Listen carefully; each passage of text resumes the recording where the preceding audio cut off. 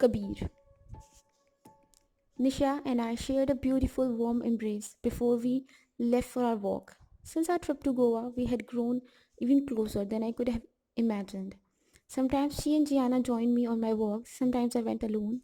This day she was wide awake and babbling happily, so we left for a walk before the predicted rain came in that night. I was feeling better than I had in a long time. My scars had healed to the point that the pain had dulled from discomfort to barely a memory anymore. I was thankful that Nisha and her friends had taken such good care of me during the early stages of the healing process, taking up the reins that my amazing doctors and surgeons had initiated in their excellent care. Don't push people away, but remember that keeping them near to you is not enough. You must allow them into your soul by sharing your hopes and dreams with them. I did that with Nisha every day now. Of the utmost importance, Nisha and I agreed, were my daily walks. Now that I was able to venture out without worrying about the bright Indian sun hurting my body, the walks were critical, not just to bring my body back to the level of the fitness that I enjoyed, but also to help clear my mind of all the clutter that formed when I worried about finances and mourned the loss of my beloved cafe. I knew I would rebuild, but as Nisha and I poured over figures, we had no idea how it would happen. The savings that she had were sustaining us, but would not support us indefinitely. Nisha talked about going to work somewhere, and I would have supported it, but I knew her heart wasn't raising Gianna. Our little girl was heartily into her third year, and every day was a new discovery and a new challenge. Nisha didn't want to miss the moment, and I was thankful that my wife was content to stay at home.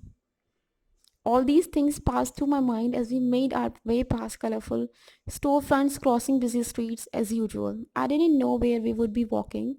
Like Gianna, who delighted in the smallest things in our world, each day was a new discovery. And then we saw the wide double archways welcoming people to the Savitribai Phule Pune University. I loved walking in all the university campuses, taking in the different student and the cross sections of emotions, frustration, excitement, anxiousness, whatever their education handed them that day.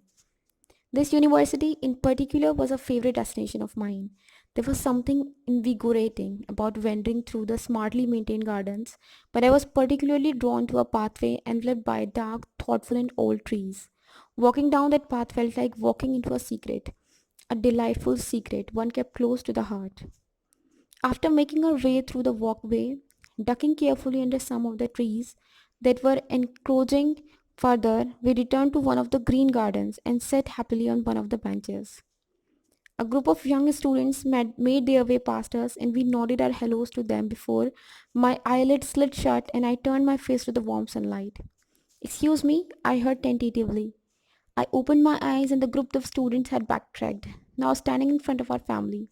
Yes, can I help you? I asked, curious. You aren't from Cafe Kabir by any chance, are you? The young girl asked. My face widened into a wide grin. I am, I confirmed. I am, was the owner Kabir. I reached out my hand and shook her hand. Oh wow, she said before turning to one of her friends. I told you it was him. Suddenly the entire group was murmuring, some in greeting, some in surprise. As they realized who I was, the girl dropped onto the bench beside me, her face sad. I was so very sorry to hear about the fire. I pursed my lips, touched by her sincere look. Thank you, I stammered. I appreciate that. I take it you had been to Cafe Kabir. Several people in the group nodded. I didn't get there as often as I wanted to, but I loved going there, she said. I glanced at Nisha. She was grinning, enjoying the conversation we were having. A young man cleared his throat. I remember going there one time. I didn't realize I was short on funds. By the time I realized it, you had already poured my coffee and gave it to me anyway. You didn't have to, and a lot of people would have, but you were very kind and told me it was payment enough price to promise to go back and study hard. And have you? I cocked my eyebrow at him teasingly.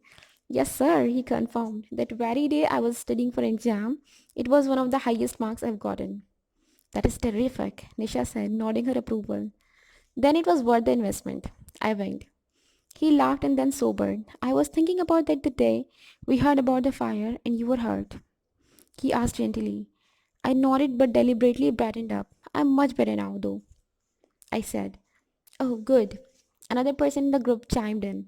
So you will be rebuilding soon? I sighed, if only it were that easy. I said, it takes money to rebuild.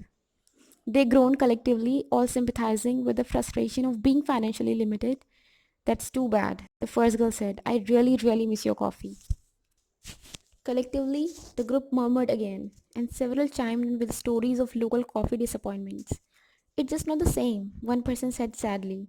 The cafeteria coffee is horrible. What about coffee stalls? Nisha asked, curiously. Didn't I see one close to the edge of the campus? One?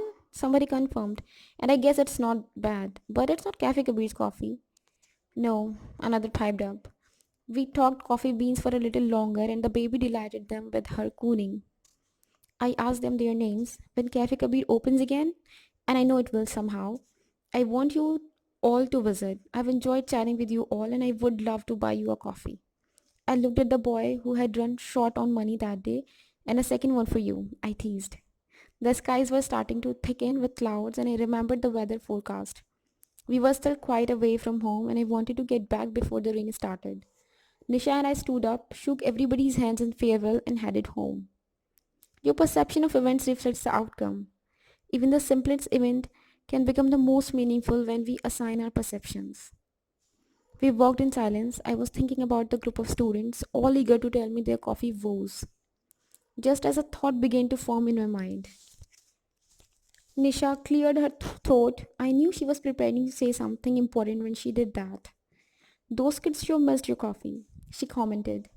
I know, I said, but they're going to have to wait a little longer. We aren't in a position to rebuild yet. About that, she mused, maybe we could rebuild Cafe Kabir earlier than planned and bring it closer to them. How do you mean? I started to ask, but her conversation was halted, the rain started, and we dashed the final half block to home. We were laughing but out of breath from jogging the path to our apartment after the deluge started. Instead of the cursing the rain as I might have done in the past, the cold sogginess only made me laugh harder. You should have brought a raincoat like we did, Nisha said when we walked into our apartment and she took off her jacket. You are soaking wet. I couldn't help it. I picked her up and swung her around, making her half shriek, half giggle, and now you're as wet as I am. I responded and shook my mane of black hair in her direction. What has gotten into you? She clucked, pulling at her damp, thin shirt before she grabbed her kitchen towel and tossed it to me. She then proceeded to take the baby's wet jacket off. I caught the towel deftly and started to dry my hair, but then I looked down at Gianna, who was staring up at me with a tentative smile and curious eyes. I bent down in front of her and shook my head again. She squealed happily when several large drops landed on her too. I jogged into the bedroom and changed my clothes quickly, then came out and scooped her up. She ran her fingers through my wet hair and then in her dry locks. Apparently, she wasn't done with the daddy's all wet game. After we settled in, Nisha sat close to me on the sofa, her eyes dancing. I have an idea, she started excitedly. I was thinking about those kids back at the university. What if we started a coffee stall instead of building a full blown cafe? What? I said. Do you think we could? It would be a much smaller investment and it sounds like you have some steady customers. Hmm. I like the idea. But it is very different from what I was doing at Cafe Kabir. Well, different but the same. Kind of like life. What we consider our future is only our perception of that future. When we realize this, we take the power away from destiny and reclaim it for ourselves. And just as we take the power away from the future, we should not be giving it to the past either. Take it, examine it, and then set it aside. But past or present, use it to make yourself better, always. Wow, I breathed. You are so insightful, my beautiful wife. She waved her hand in dismissal but grinned. After all, coffee is coffee. Let me clarify. Kabir's coffee is Kabir's coffee. You can go back to your old suppliers and of course, you still have all the recipes. We just need some equipment and would only need a little area to open the business. What do you think? I drummed my fingers on table, deep in thought. It certainly is a different image than the one you cultivated when we owned the cafe. She said slowly and I could see some doubt creeping in. Maybe it won't work. What if you don't like it? But I loved the idea. I understood her hesitation, knowing how proud I was to be spearheading Cafe Kabir. This would be a much smaller scale, take out only, no place for people to sit. I'm not as worried about my image right now as you would think.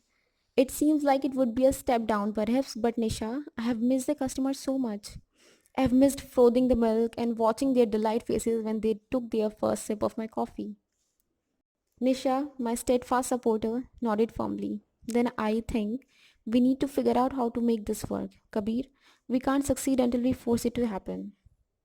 I let out a breath and I didn't realize I had been holding. It seemed like such a perfect solution, but without Nisha's understanding and encouragement, I was absolutely nothing. I reached out and held her hand. I guess at the end of the day, it doesn't matter how large or small your coffee shop is.